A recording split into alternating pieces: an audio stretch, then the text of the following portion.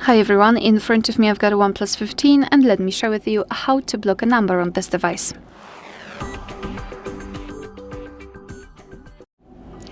So let's start with opening your contact list and find the contact which you'd like to block and then tap on it.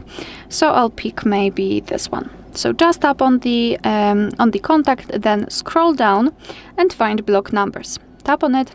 Here your device is informing you that you will no longer receive any incoming calls or text messages, so that's okay, just tap on block.